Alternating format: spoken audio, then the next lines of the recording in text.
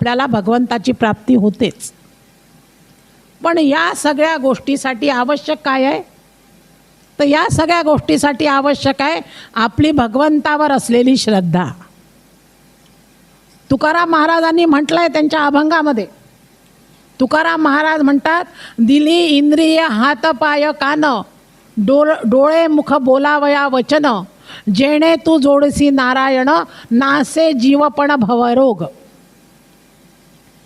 या भवरोगातून जर तुम्हाला सुटायचं असेल, हा भवरोग कठीण आहे, हा जो संसार सागर आहे हा अतिशय दुस्तर आहे।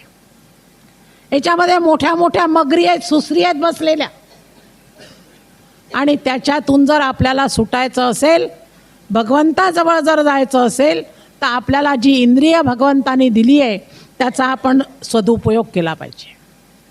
म्हणूनच समर्थ रामदास स्वामींनी सुद्धा दासबोधामध्ये म्हटलंय की धन्य धन्य हा नरदेहो येथील अपूर्वता पाहो, जो जे कीजे परमार्थ लाहो, तो तो पावे सिद्धिते।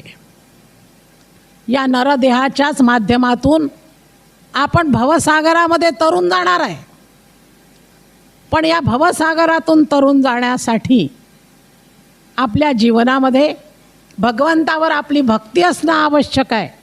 आणि या नरदेहाचा सदुपयोग करायचा का दुरुपयोग करायचा हे आपण ठरवायचं आहे। काय आहे हो महत्त्वाची गोष्ट? काय आहे महत्त्वाची गोष्ट? ही आहे की आपल्याला आपल्या जीवनाचं ध्येयच माहिती नाही आहे। अवस्था कशी आहे आपली? भ्रमिष्ठासारखी अवस्था आहे। आपल्याला कोणत्या गावाला जायचं हे आपल्याला माहितीच नाही आहे, की आपल्याला पुण्याच्या गाडीमध्ये बसायचं का बंगलोरच्या गाडीमध्ये बसायचं हे आपल्याला माहीतच नाही। मग पुण्याच्या गाडीमध्ये बसायचं ना, आपण जर मुंबईच्याच गाडीत बसलो तर आपण पुण्याला पोहोचू का? नाही। म्हणून सगळ्यात पहिल्यांदा जीवनाचं ध्येय ठरवा।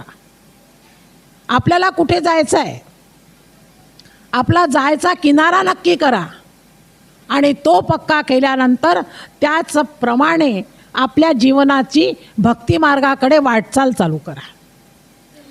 त्याप्रमाणे नामस्मरण करत राहा, भक्ती करत राहा, सत्कर्म करत राहा, आणि असं जेव्हा तुम्ही कराल तेव्हा तो भगवंत तुमच्या साथीला येतो आणि तुम्हाला मदत करत असतो। त्याची अनुभूती सुद्धा आपल्याला येते।